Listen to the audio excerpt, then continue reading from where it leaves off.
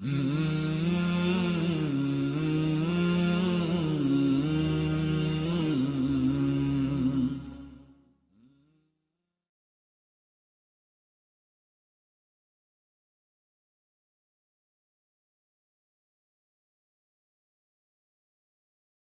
10 major signs, Alamatus Sa'ah, of the last day.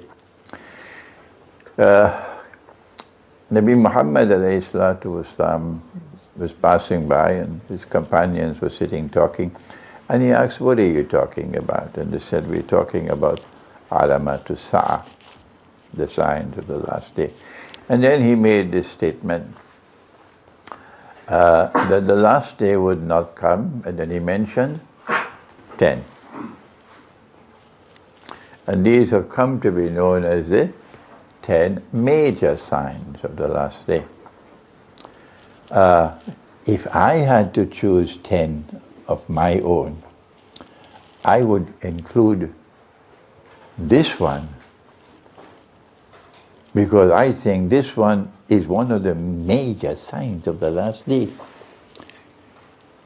The time will move faster and faster.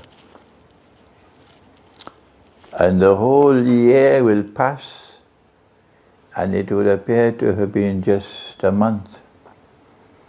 And the whole month will pass, it will appear to have been just a week, and so on. And anywhere I go, I'm not going to ask you, don't be afraid. Anywhere I go, I ask the people, if you have this perception that time is moving faster, put your hands up. Everybody put their hands up. Every single.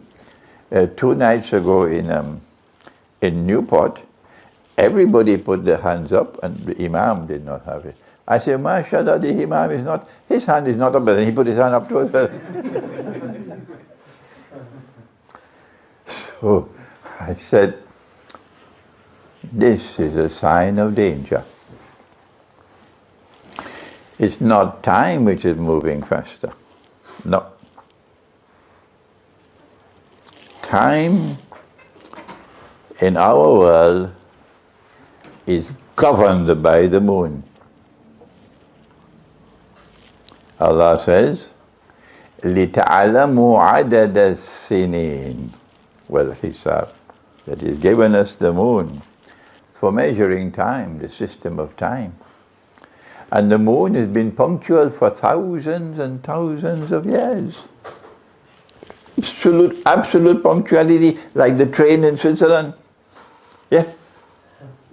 So it's not time that is moving faster. No.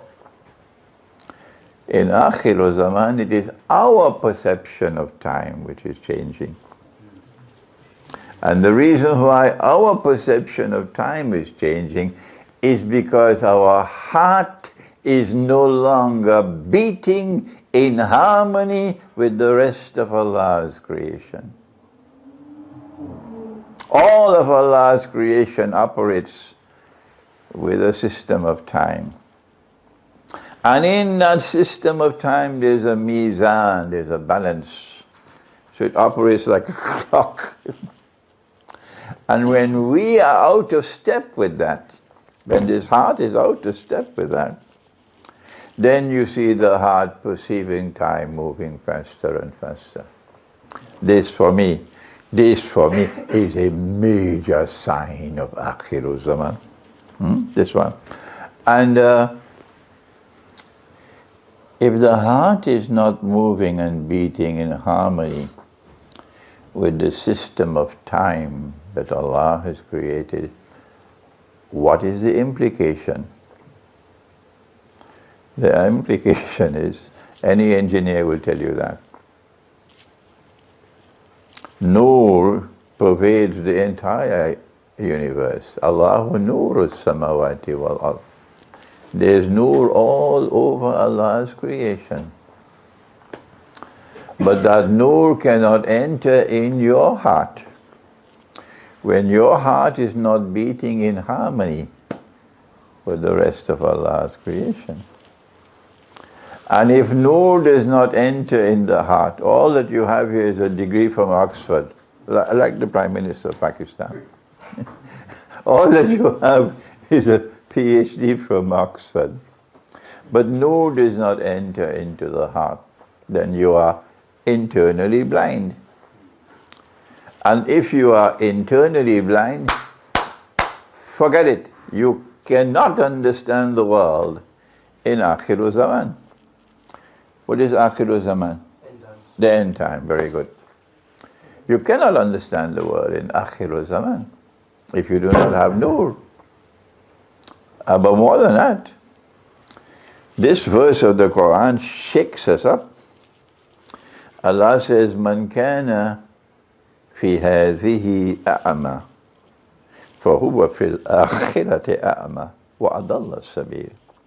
Whosoever is blind in this world will be blind in the other world as well, and even more misguided.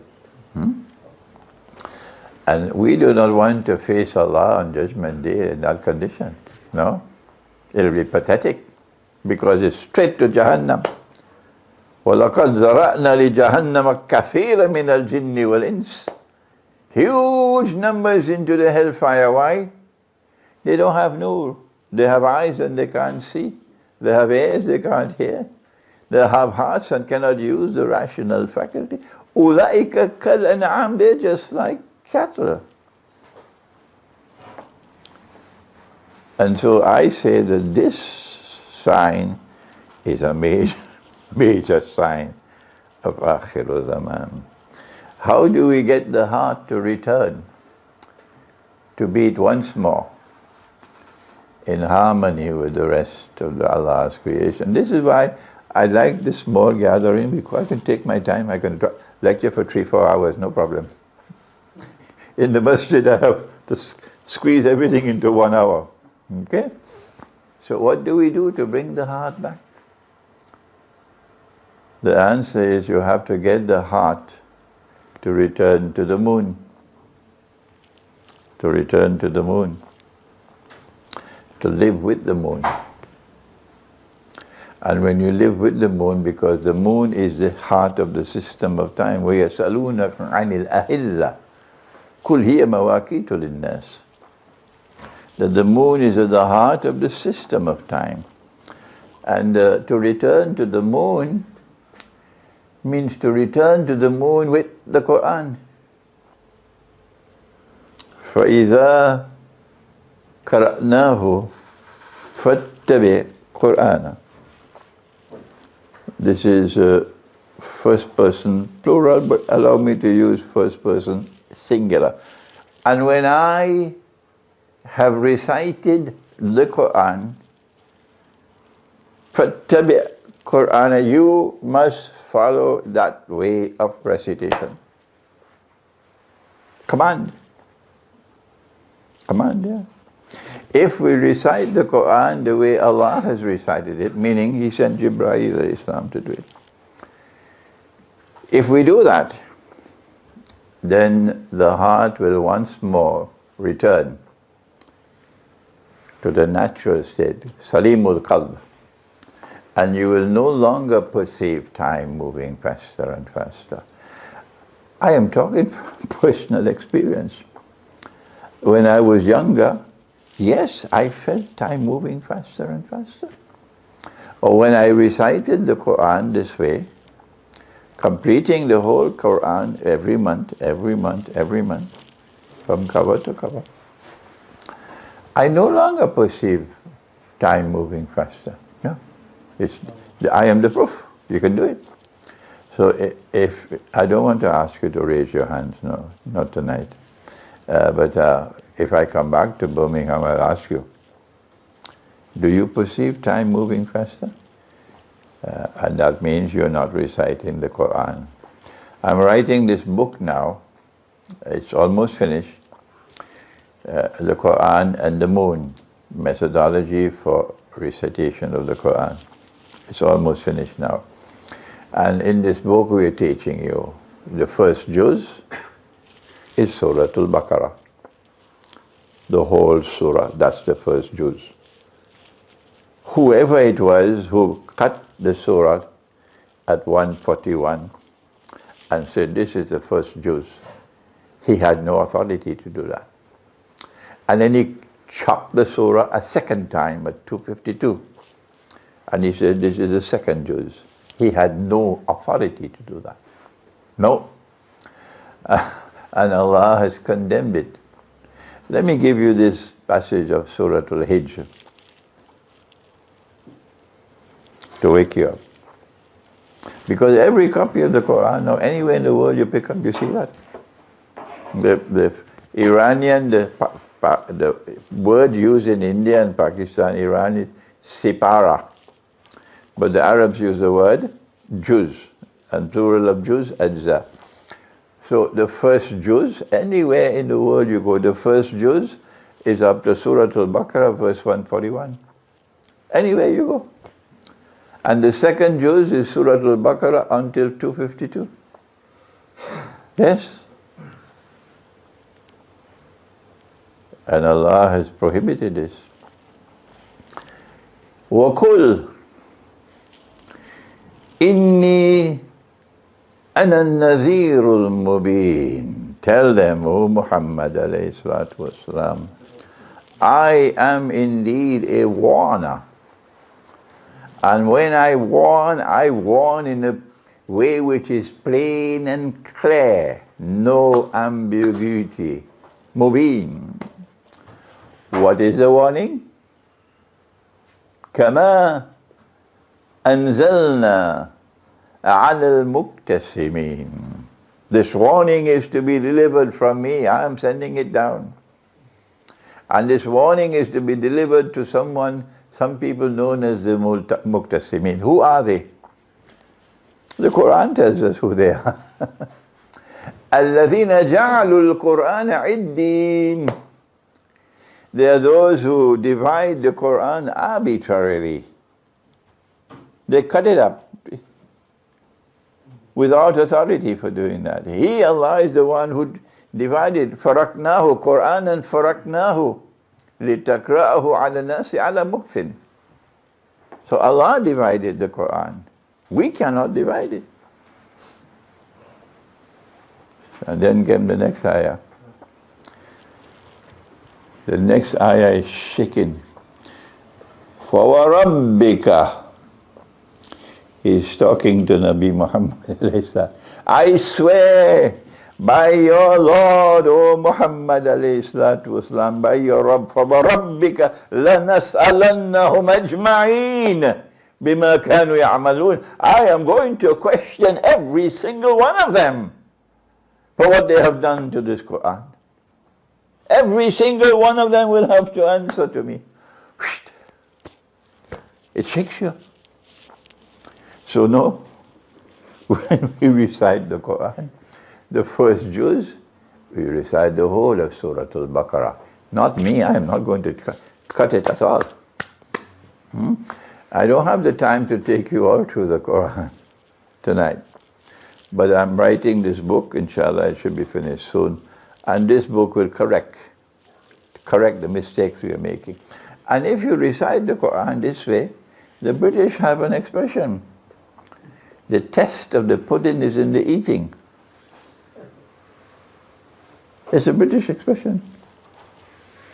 So if you recite the Quran this way, month after month, and then you no longer have the perception that time is moving faster and faster. It validates that this is correct, this is correct.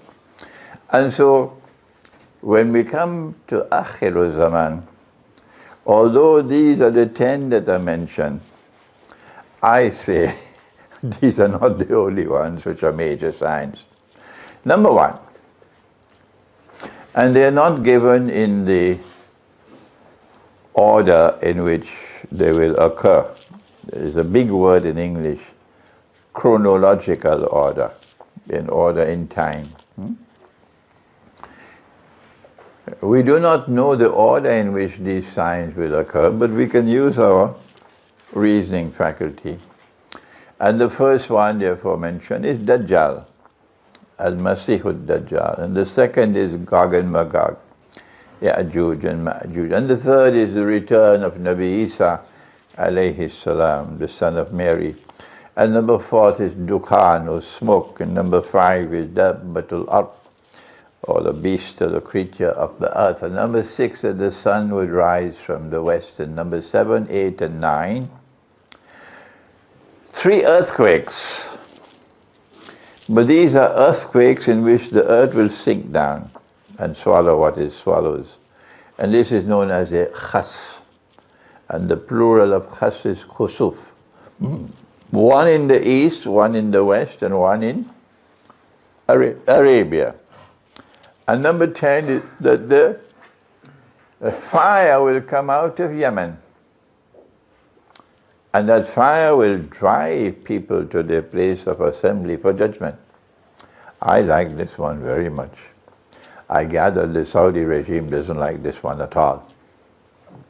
A fire will come out of Yemen and drive people to their place of assembly. Now then, we have to determine which of these are muhkam and which are mutashabiha. And there is no law, there is no book. You have to use your thinking process. Which one is to be understood literally and which one has to be interpreted in order to be understood? Let us begin with the sun rising from the west. This is the easiest one of all. Will the sun literally rise from the west one day? Or is this to be understood as mutashabiha, therefore to be interpreted? This is the question. Who will answer that question? Anytime you're looking for knowledge, the first place to search is in the Quran. That's right, the Quran. You can't go wrong. And in the Quran, what does Allah say? He says that the sun rises from the east. Yes? And Ibrahim alayhi salam then asked the king, why don't you cause it to rise from the west? My Lord causes the sun to rise from the east. You couldn't get a plainer statement than that. Why don't you cause it to rise from the west? So from this verse of the Quran, we know that the western sunrise is a false sunrise. And therefore this is mutashabiha. The sun rising from the west is a false sunrise. It is a sunrise that will attempt to replace the truth. To replace the truth which has come from Allah. And if I ask you, how old are you? I believe every single one of you will give me your date of birth and your age in accordance with the sun. I was born on the 10th of January. I was born on the 16th of April. And by that I am 30 years of age, I'm 35, I'm 40. Every single one. And you do that because the false sunrise has taken over from you. The false sunrise. When Allah says in the Quran that you must count the years by the moon, لِتَعْلَمُوا عَدَدَ السِّنِينَ وَالْحِسَابِ. So you should not be counting the years by the sun, you should be counting the years by the moon. Anyone differs with me? When the truth came to Makkah, Makkah rejected it. Because when you depart from the system of time that Allah has given, it affects the heart. Yes, it affects the heart. What Makkah did was, they wanted the lunar year to synchronize with the solar year. So and they remain with 12 months. Allah gave 12 months, so this says we stay with 12 months for 1 year. But every third year, they would add an extra month so that the lunar year would synchronize with the solar year. And you know what Allah said about that? He said that is the road to increasing kufr, not just kufr. إِنَّمَا النَّسِيُّ زِيَادَةٌ لِلْكُفْرِ. Playing around with time like this and corrupting it. And so only the young people in Mecca, the young ones, accepted Islam. The slaves accepted Islam. But the barons and the lords of Mecca, they rejected. Because their hearts were corrupted. And guess what this false sunrise has done? You'll be surprised if I tell you. The false sunrise has told us that yes, a year is comprised of 12 months. But now a month has nothing to do with the moon. A month can have either 31 days, or 30 days, or 29 days, or 28 days. Did you know that? Were you aware of that? And guess what happened when we accept that? And we abandon the moon. إِنَّمَا النَّسِيُّ زِيَادَةٌ لِلْكُفْرِ. When we abandon that Allah has given, and we embrace the false sunrise, we are damaging our hearts. This is the false sunrise. I've given you only one example. What the false sunrise has done to the system of time.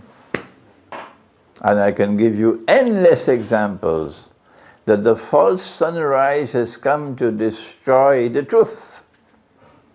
The truth. Okay? And since you are born in Britain, you have an advantage.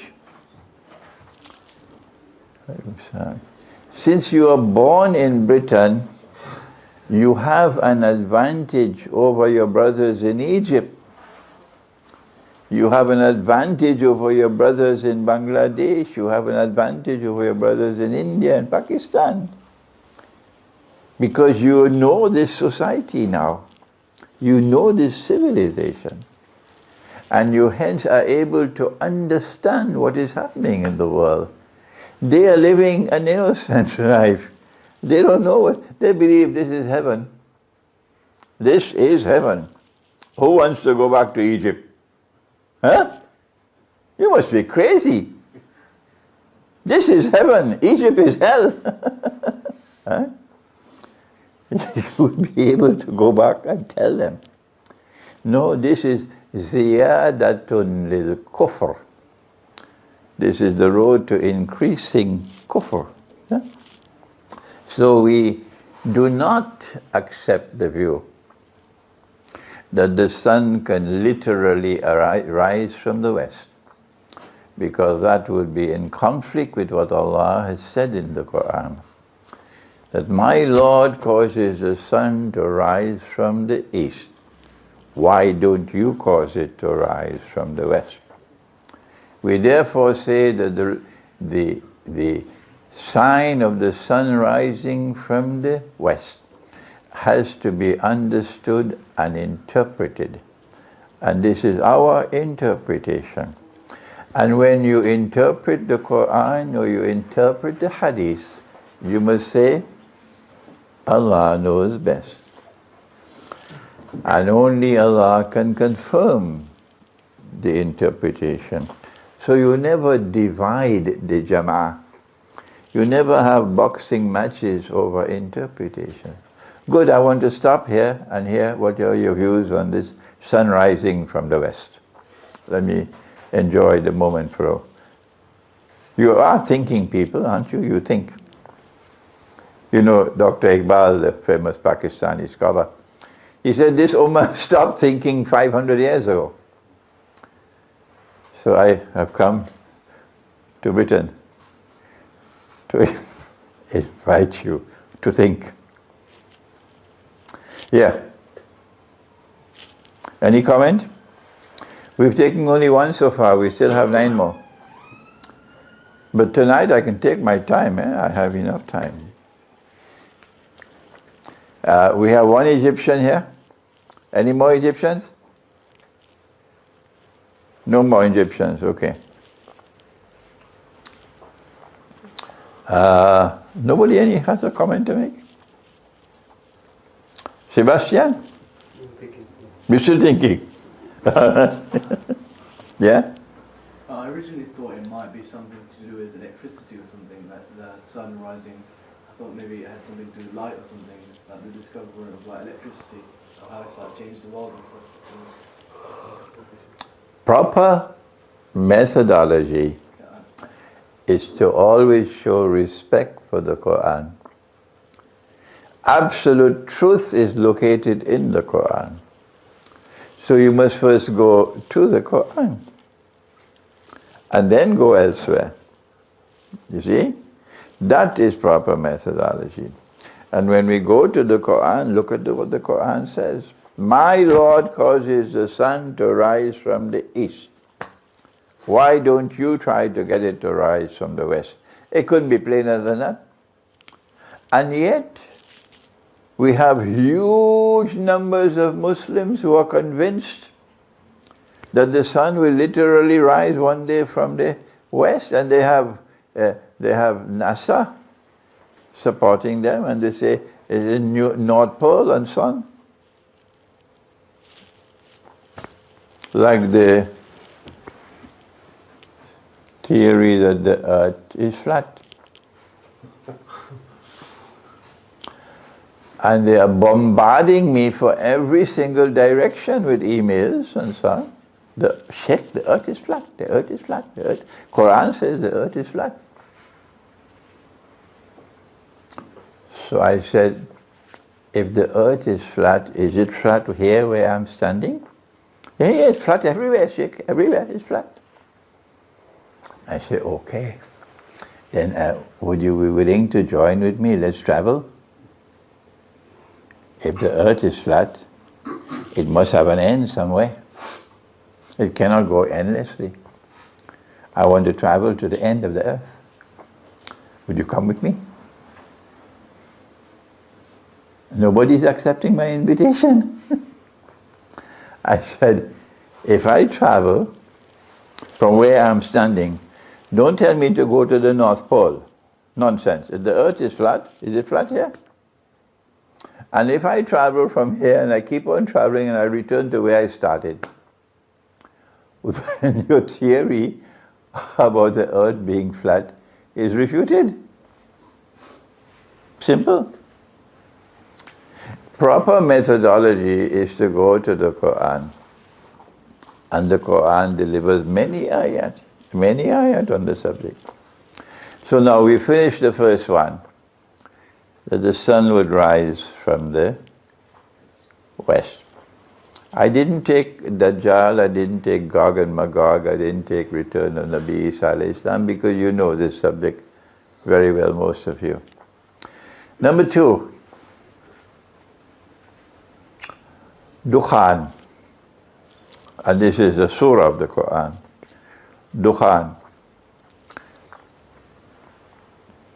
And we have to decide whether smoke, Dukhan, smoke, is it something muhkam or mutashabih? Mutashabih. It is to the Quran we must turn. Will there come a day when the whole sky will be filled with smoke? Is that possible? What does the Quran say? There's one surah of the Quran which is different from every single other surah of the Quran, in that Allah subhanahu wa ta'ala repeats one ayah 31 times. Which surah? Surah Ar-Rahman. فَبِأَيِّ آلَاءِ رَبِّكُمَا تُكَذِّبَانِ is repeated how many times? 31 times. So I really have to be sleeping and snoring, not to be alerted. He's knocking on my head 31 times, and I still don't register nothing. Maybe that was too much biryani I ate. He is alerting us that in this surah there is knowledge you have to look for and search for it. We don't have the time to do Surah Ar-Rahman tonight. But in Surah Ar-Rahman, there is an indication that Allah is going to deal with two people, both of whom are evil. And who are the two? People who reject the truth, people who have no belief in the hereafter, no, a godless people, tukazzibun. And who are the two people? Ya ma'ashar al-jinni wal-ins. They are human beings and jinn. And I think Britain is already inundated with hordes and hordes of evil jinn. Yes, I believe that. Because this country is witnessing the collapse of religion in this country. That church was there for hundreds of years. Generation after generation prayed in that church. The churchyard has a cemetery. And then people stop coming to church. And they stop paying for the maintenance and upkeep of the church. And now around the whole of Britain, one by one, the churches are being put up for sale. Some are lucky that we buy them, but the rest go to McDonald's hamburgers and Kentucky Fry and Pizza Hut and Bingo Hall, and that's where the church is going. And as religion collapses in this country, and people live a godless way of life, Shaitan takes over. And when Shaitan takes over in this country, he has his agenda. Oh yes. But when Shaitan takes over in this country, they're going to live like a people who have been driven to madness by the touch of Shaitan. So you can close your eyes and you can say, in this country you're going to have an epidemic of mental illness, of, what is it called now? When people start forgetting things. Huh? Dementia. They're suffering from dementia, and they're suffering from something worse than that. It's called, you don't even know your own children. What is it called? Amnesia. Not amnesia, it's a disease. Amnesia is to forget. Huh?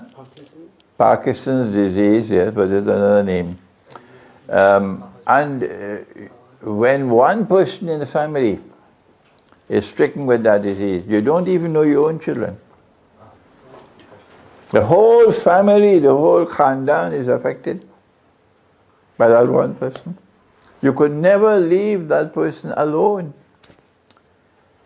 The whole family now is tied up. So what they do, they send it and put it in a home for mentally ill people. That's what they do. This country is falling apart because Shaitan is taking over. This country has done more evil in the world, more evil than most other countries in the world. This country has done it. And there is a huge abundance of jinn here, evil jinn. Yeah. If I had the time, I could have lectured to you. This is Monkey Town. And Allah says in Surah Ar-Rahman, سَنَفْرُغُ لَكُمْ أَيُّهَا الثَّقَلَانِ. Just one small ayah, that's all he needs.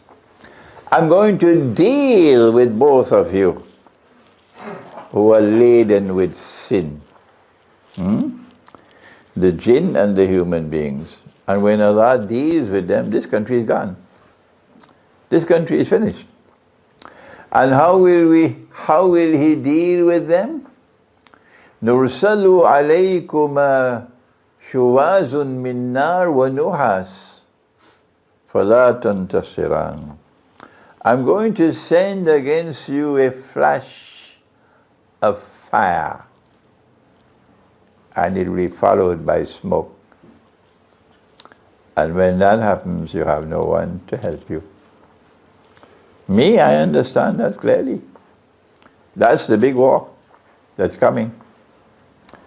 And that has to be nuclear war. Nabi Muhammad ﷺ spoke about that war. And he said, you know about the mountain of gold? You know about the mountain of gold? If you don't know, well, you got some homework to do. They're going to fight for the mountain of gold. This is Sahih Bukhari. And he said that 99 out of every 100 who fight for that mountain of gold will be killed. So this cannot be conventional war. This has to be a war using weapons of mass destruction. That's nuclear weapons and thermonuclear weapons. And so I have come to the conclusion that the Dukhan is around the corner. When nuclear war takes place, the mushroom clouds that come from those nuclear weapons will block out the sunlight. Block out the sunlight. And there are differing hadiths on the subject. The Christians have their own views on the subject about how many days there'll be no sunlight, the Christian eschatology. And our eschatology also has some, but nobody touches this subject. I've never come across anybody lecturing on this subject. And so my view is that Dukhan is not to be interpreted. No, it is literal.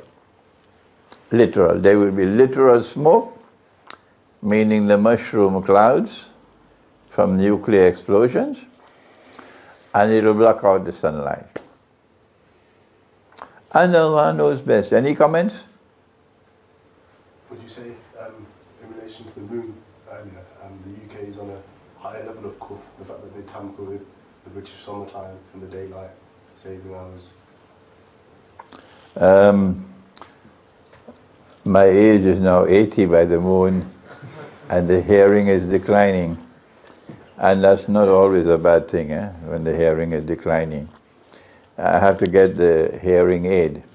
So you're going to have to speak a little louder. I was just saying, in relation to the moon earlier, would you say the UK, the fact that they tamper with the summertime and the daylight saving hours throughout the winter times, would you say that's a higher level of kufr, like you mentioned? No, the ziyadatun lil kufr is when you interfere with the system of time in the sense of dislocating your relationship with the moon, because the moon is at the heart of the system of time, not the sun, the moon. And so it is the Arab system of adding 1 month and the Roman Catholic Pope who gave us modern Western civilization, amazingly so. I mean, this man must be crazy. I don't know how he got away with it. He says a month could be 31 days. How come they didn't throw him out of the Vatican? And a month could be 30 days, and a month could be 29 days, and a month could be 28 days, and the whole rest of the world accepted it like sheep. But daylight saving time and so on does not appear to me to affect the moon. No, yeah. Any comment on Dukhan? Dukhan. Okay. I have a very docile audience tonight. Either you're still thinking or some of you are scared of me. I don't know why you're scared of me. I have just one question Yes. regarding this matter. Why Britain is more blessed than the third world countries like India, Pakistan? If you're saying that the shaitan is overtaking this country, why this country is more blessed than the third world? In what way is this country blessed? Tell me. Like, they have all kind of facilities, like we have all living facilities here, we have good living here. You have, this is I think the Prime Minister just reminded us, this is either the 5th or 6th most wealthy country in the world. And when you have wealth, you can do many things that poor people can't do. Now, did the wealth come to this country through barakah from Allah, or was it shaitan? Can you answer that question? Have you studied it? Have you studied how this country become wealthy? I know they have ruled all over the world. The answer is, they have stolen the wealth of the world. They are thieves. You must call a spade a spade. They have stolen the wealth of the world through riba, the banking system and the monetary system, but we have the brains of donkeys. We don't study the subject. Yeah. When I went to Pakistan to study I went to Egypt at the age of 21 in 1963. And I spent 1 year at Al-Azhar. And then I left Al-Azhar. I left Al-Azhar to go study in Pakistan. And that was the best decision I ever made in my whole life. I went to study with a great scholar in Pakistan, Maulana Dr. Muhammad Fazlur Rahman Ansari, rahimahullah. The Pakistani rupee at that time was $1 would give you 1 rupee and 75 paisa. Huh? That was 1964. $1 was 1 rupee 75 paisa. At that time there was poverty in Pakistan already. Great poverty, because the British had been ruling over India for how many years? Yeah.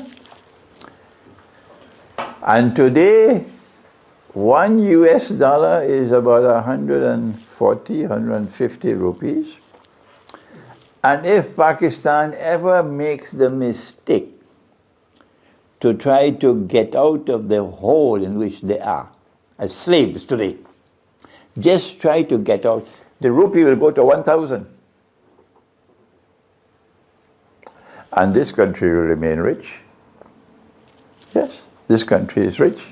Well, how did this country become rich? Stealing the wealth of the world. If you work, yes, and you earn your livelihood on the basis of your wealth and your intelligence and your scientific know-how and so on, that is halal. That is halal. We don't have any problem with that. But when you have a monetary system, when I use the term monetary system, they don't even know the meaning of the word monetary system. And yet they are Maulanas and Muftis. And they're giving fatwa. Forget the ones who graduated from Oxford. I'm talking about our scholars. They don't even know what's the meaning of the word monetary system. And they've never studied the banking system. Both the monetary system and the banking system have been used to rip us off. Rip us off. I have enough time to talk about Pakistan's predicament now, but our topic is the 10 major signs of the last day. So let's leave now. We've done 2 so far. The sun rising from the west, and we said this is not muhkam, this is mutashabih. We have to interpret it. But the other one, the Dukhan, we say, no, this is literal. This is not to be interpreted literal. Now we go to number 3. Dabbatul Ard, a beast of the earth. Dabba. Dabba is a beast, something that walks. So, if I am to try to understand what is Dabbatul Ard, where do I go first? Quran. That's right. That's right. You have to go to the Quran. And when we go to the Quran, it's a very complex thing now. Because there are only 2 references in the whole Quran to Dabbatul Ard. 2. And one of them says about Dabbatul Ard, that when Allah causes this Dabbatul Ard to emerge, the Quran was not sent down with punctuation.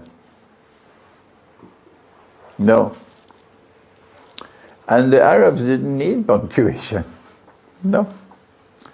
The Quran that we now have, an Arab normally wouldn't read a Quran like that, with the Fatha and the Kesra and the Dhamma.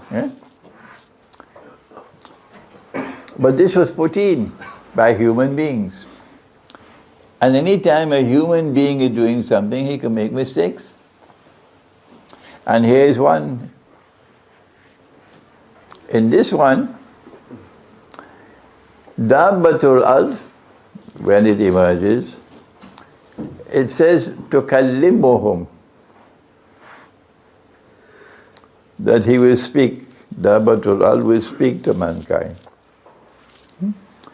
But if you change that punctuation, you can become taklimuhum.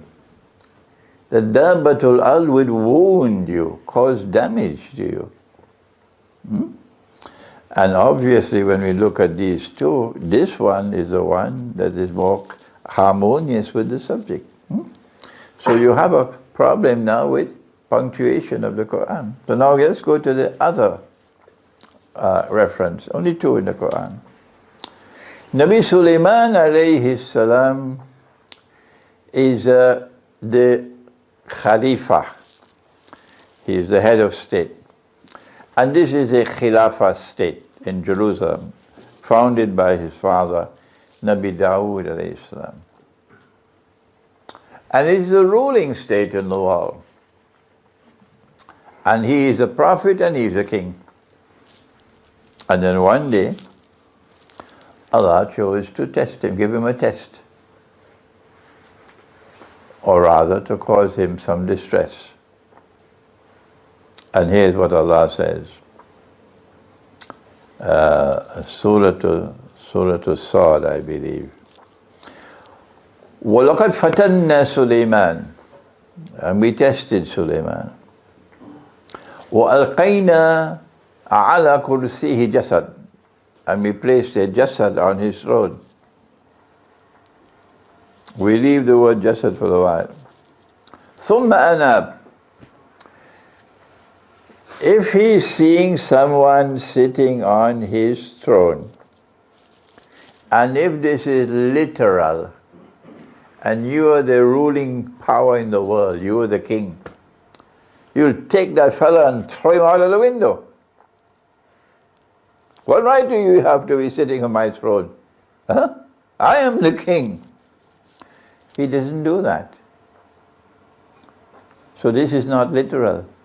This is a vision. Allah is showing him a vision. ثُمَّ أَنَابَ, and he turns, he recoils from this vision with repentance from Allah. Scared. قَالَ رَبِّ اغْفِرْ لِي وَهَبْ لِي مُلْكًا لَا يَنْبَغِي لِأَحَدٍ مِّن بَعْدِي. If you want to ask something from Allah, you first ask for forgiveness. It's not that he committed some sin, no. It's just the method that if you want to ask for something, first ask for forgiveness. So you make istighfar. Qala Rabbik firli. He said, oh my Rabb, kindly forgive me. Wahabli mulkan la yanbaghi li ahadi min ba'di, and grant that none can inherit my kingdom. And grant that none can inherit my kingdom. In other words, he has interpreted this vision.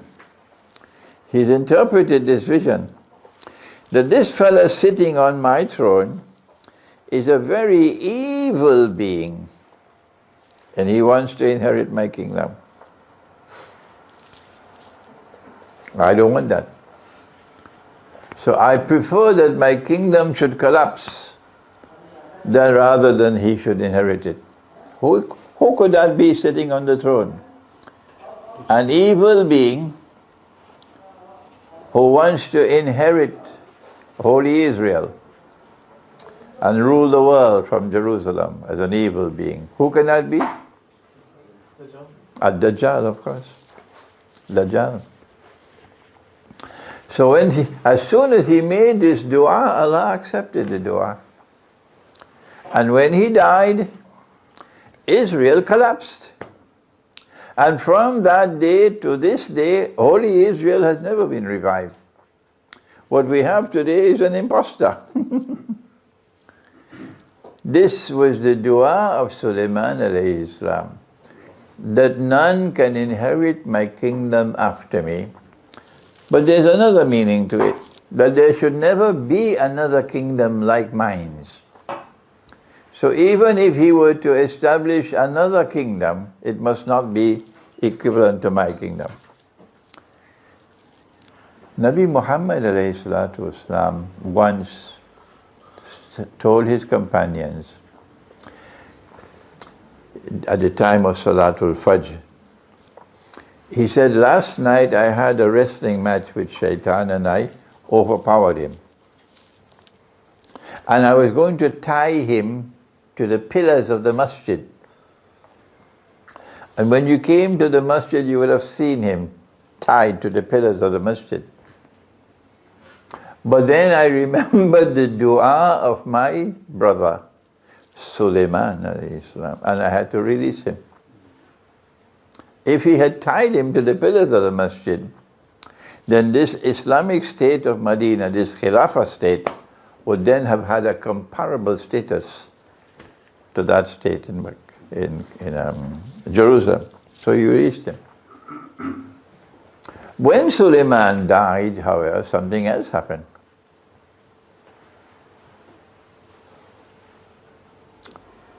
We turn from Surah to Sad, and we go now, I think, to Surah to Sabah. The jinn who were ordered to work for Sulaiman, and who were shayateen, and who were in chains, did not know that he was dead. This is what Surah Sabah says. And so they kept on obeying someone sitting on the throne, holding on to his staff. The commentators of the Quran, many of them say, Sulaiman alayhi salam died while sitting on his throne. And nobody knew he was dead. And we don't know how long, how many years he kept on sitting on the throne, holding on to his stuff. And the jinn did not know he was dead. Until Dabbatul Ard came and consumed ta'akulu min sa'atahu. And this has been translated and explained. And they nibbled like termites on the bottom of his staff. This is what you find in the tafsir. And when the staff lost its balance and collapsed, then the body of Sulaiman alayhi salam collapse. And then the jinn got to know he was dead. But this is false. If you are the king, don't you have to eat? Huh?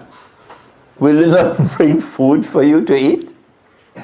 Don't you have to go to the toilet? Huh?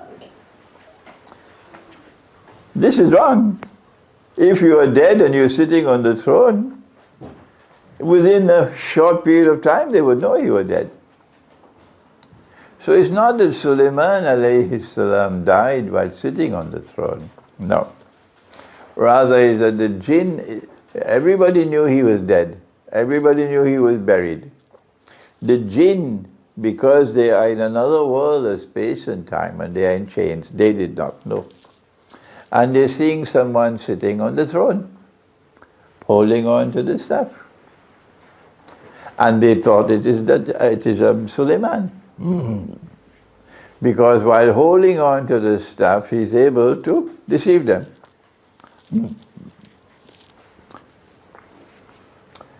But this business of termites coming and nibbling at the bottom of the staff is false.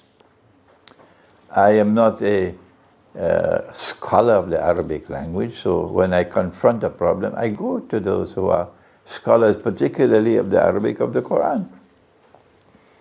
So I went to two scholars. One is a PhD in Arabic semantics, and the other is a PhD in the Quran, the Arabic of the Quran. Two of them.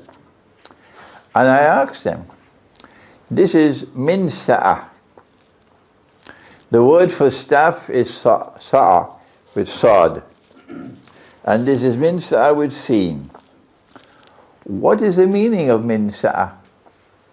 The Dabbatul Ard comes and they consume the min sa'ah. And both of them told me, min sa'ah is your walking stick. This is the highest caliber of scholarship in the language of the Quran. And they said to me, min sa'ah is just walking stick, stuff. No, I was not comfortable. It was not adding up. And finally, I realized that min sa'ah is not the walking stick or the staff. Min sa'ah is something located in the staff. It is a miraculous property within the staff. The staff of Musa alayhi salam had it. Throw the staff, it becomes a snake. Hit the rock with the staff and the water came out. Hit the sea and the sea parted. And the staff of Sulaiman alayhi salam is like that. That with this staff you can intervene in the system of time. And you can get images of Sulaiman who is dead. Images of Sulaiman can be presented walking and talking and moving while you're holding the staff. And the jinn were deceived. And they're still deceived up to now. And so, Dabbatul Ard is not termites coming to nibble. Dabbatul Ard is something which destroys. The word ta'akul means to eat, ta'akul, but here it means to consume. It's something which will destroy the inner miraculous quality of the staff. So I'm not looking for some animal walking on four legs. No. This word of use of the word dabba is here mutashabiha. And my understanding is we are facing it now. The dabba which is destroying the internal heart of the staff is the electromagnetic waves which are now inundating all the cities of the world. In consequence of which you now have this for your motor car, GPS, except for Siraj, everybody else uses GPS.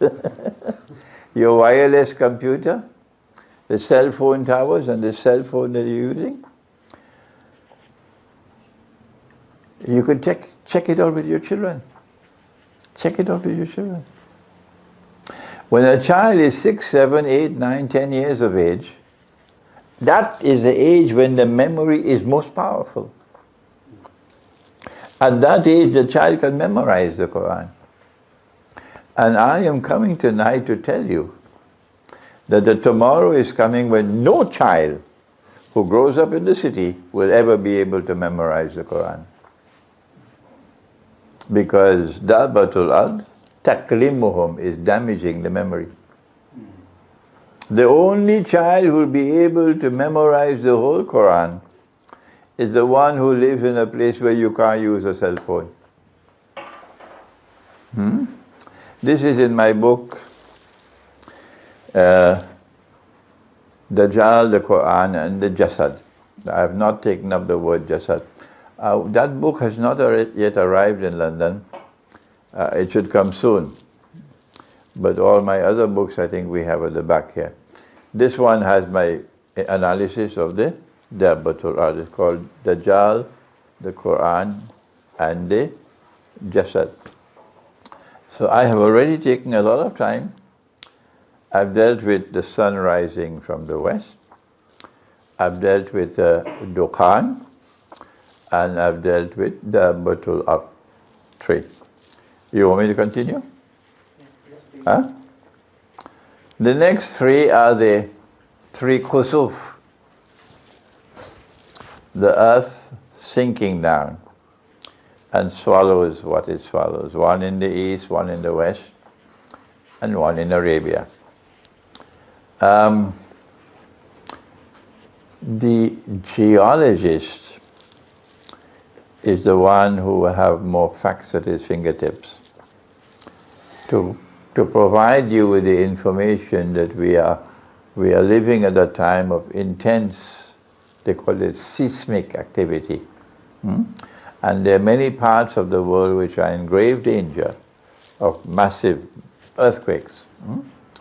Our subject is not so much the one in the east and the one in the west. Our subject is more concerned with the one in Arabia, the third one. Why? Because this will validate the claim of the Imam that he is indeed Imam al-Mahdi. That a Khalifa would die, and then there will be disagreement concerning succession. And the Hizb ut-Tahrir, which is a very famous and well-respected organization, Hizb ut-Tahrir will have their roots in Palestine. Hizb ut-Tahrir holds the view that because the hadith uses the word Khalifa, it indicates that the Khilafah state will be returned, will be restored before the Imam comes. And my view is different. I say that when Allah's Messenger used the word Khalifa here, he's referring to any king. And in my opinion, it is a Saudi king. I gave this interpretation about 20-25 years ago. And I'm now surprised to see how widely it has been accepted. Perhaps when Salman dies, then Muhammad bin Salman will be crowned as king. And then the British expression is that all hell will break loose in the Saudi royal family, because he already faces stiff opposition, this reckless young man. So the Prophet is saying that a king would die, and then there will be disagreement concerning succession. We don't know how long that could last. It could last for a long time. But during that period of turmoil, of disagreement concerning succession, someone will come out of Medina and hurry to Mecca, and that is the Imam al-Mahdi. And the people will force him to accept the bay'ah, the oath of allegiance, at the Kaaba. As soon as he proclaims that he is himself the Mahdi, we have a problem. how will we know whether this is the real Mahdi or the Mossad and the CIA Mahdi? Because the Israeli Mossad and the CIA obviously will have a Mahdi in the waiting. Yes? So how will we know? I don't think the Shia will be able to recognize it. I think they'll be taken for a ride. But the rest of us have to tell our Shia brothers, be careful. This could be a CIA Mahdi. The proof that he is indeed the Mahdi is not some eclipse and sun. The proof that he is indeed a Mahdi is that an army will come to attack him from Sham. And as that army is coming down and passes Medina on the way to Mecca, the earth will open and swallow that army. That is the third of the three khusuf. And so we say this is very important for us, because this will confirm and validate his claim that he is indeed the Mahdi. Then there is the sun, there is a fire which will come out of Yemen. And we have to decide, is this muhkama or mutashabiha? Is this a real fire or is this to be interpreted? I am not persuaded that it's going to be a real fire. And I say, if we have to interpret it, then I'm talking about a revolutionary movement which will emerge out of Yemen. And when a revolutionary movement emerges out of Yemen, it will sweep everything before it, as it moves towards Mecca and Medina and Arafat. The Saudi decision to wage war on Yemen 5 years ago was not only a foolish decision, but a reckless decision. And they now realize 5 years later that they have not been able to defeat Yemen. And they are looking bad. And now they're looking for a way out. They're looking for a way out, how to get out. The United States can't help them. Britain can't help them. NATO can't help them. So who do they have to turn to help them now? Imran Khan can't help them. No. The only person who can help them now is Putin. He's the only one. Because if there is going to be an accommodation in Yemen that will allow the Saudis to withdraw without losing too much face, Iran has to agree. Iran has to agree. Then Iran can put pressure on Yemen. And that's what's happening now. Russia is now intervening to try to see what they can do to help the Saudis to get out of the hole in which they are. But what the Saudis have done for these last 5 years is, in my opinion, they've started the fire. They have started the fire. And you cannot extinguish this fire now until the fire comes out and devours, drives them to their place of assembly. So I want to stop here now because Dajjal, Gog and Magog, and Nabi Isa alayhi Islam are big subjects, very big subjects. And I have lectured extensively, I have written extensively on these, so you'll be familiar with them. Any questions?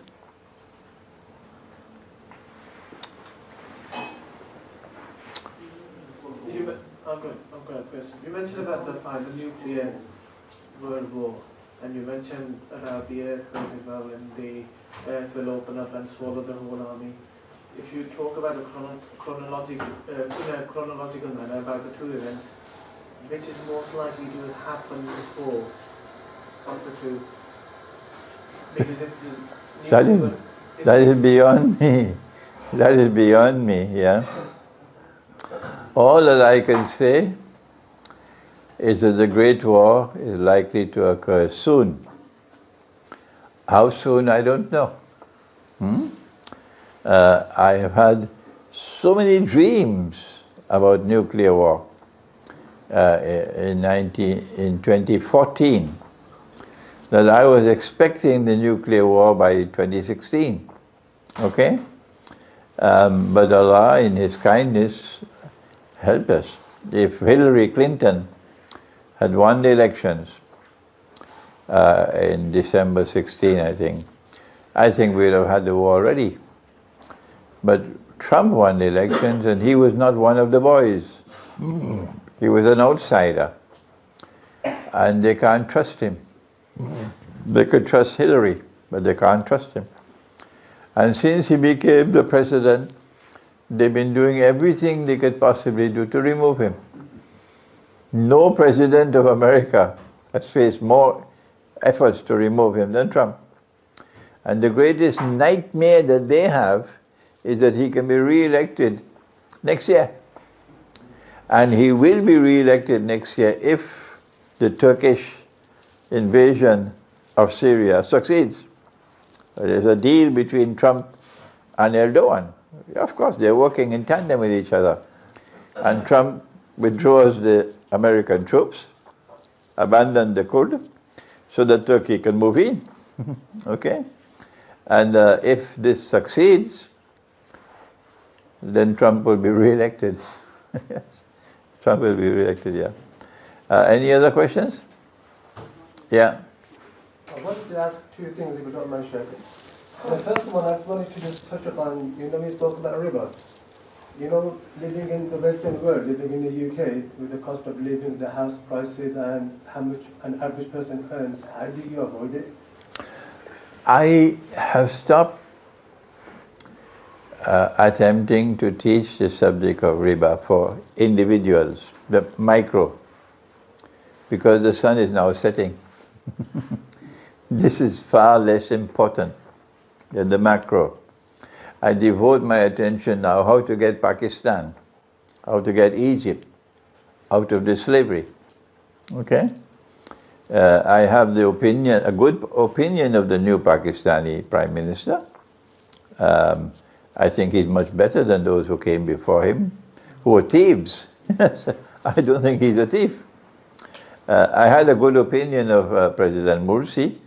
I think he's a sincere man, but he made mistakes. Oh yes, and Egyptians should not be annoyed with me when I point out the mistakes that he made. I still have a good opinion of him. Okay. The situation as now obtains is that most of the non-European world, Africa, Asia, Latin America, now have debts that they cannot possibly ever repay. And these are all debts with interest. You now have to borrow money to pay the interest. That's what Pakistan just did. And to get the money to pay the interest to the IMF, they had to fire the finance minister and replace him with an IMF man, and fire the governor of the National Bank, Central Bank, and replace him with an IMF man. So the first step that this new government of Pakistan has made to try to get out of the hole is to put the foot back into the hole deeper than it was before. So this is where I have to teach the subject of riba, not how to buy your house. That is not important to me anymore. This is more important. The Darul Uloom does not teach this subject.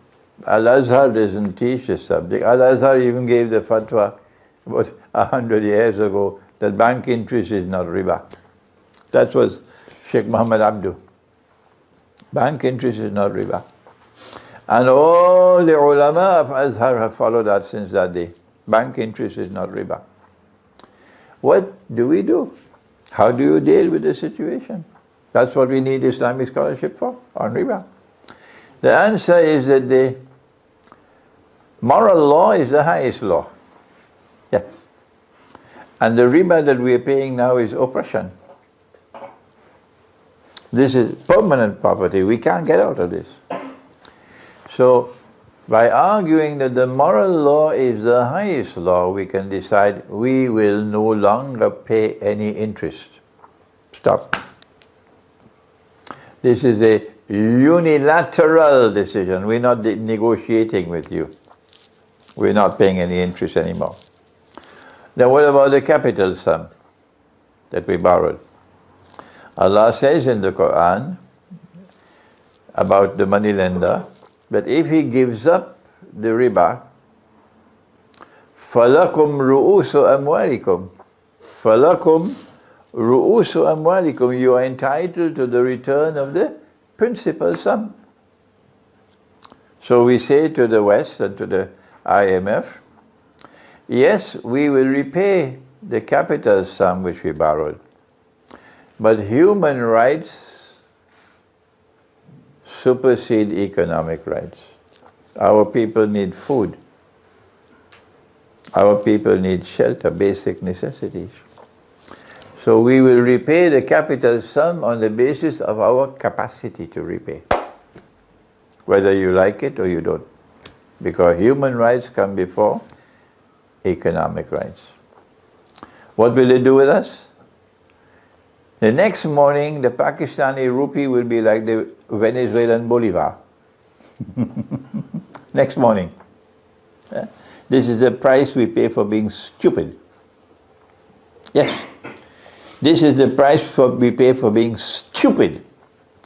I wish I could use a harsher language than that. For people who have brains and they don't use their brains. And they accept this bogus and fraudulent and haram money from Monkey Town. That's what they've given us. This bogus monetary system has ripped us off. What you have to do is return to the Quran. And the Quran tells us what is money. Yes. The Quran tells us that money is dinar and dirham. A gold coin and a silver. And when I teach that, what do? They close the door of the masjid on me. This man is dangerous. That's what they do. They close the door on the masjid on me when I teach them what they don't know. So Pakistan, before Pakistan makes any effort to get out of the hole, Pakistan and Egypt, I don't think Sisi will ever do it. Forget Sisi. But still, Imran Khan, you have a chance with him. You have to, first of all, make dinar and dirham legal tender. Meaning, they can be lawfully used as money. Legal tender. The rupee still remains. Then any Pakistani laborer is entitled now to ask for his salary to be paid in gold and silver coins.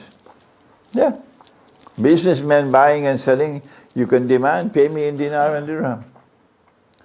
So when you need dinar and dirham, the market will have to supply it. That's what you have businessmen for. You see how very quickly it will come in the market. Then when you have dinar and dirham as your backup, then you can say, we're not paying any more interest, and we'll repay the capital sum based on our capacity to repay. Then they will attack your rupee, but they can't attack the dinar and dirham. Okay? From the time one country escaped from the net, the rest of the world will seek to escape that way. And their game will be up. So they probably want to send in the military to take over Pakistan, rather than to allow Pakistan to escape. Any other questions? Yes? Sheikh, regarding the original conversation you had about the juz system in the Quran, Yeah.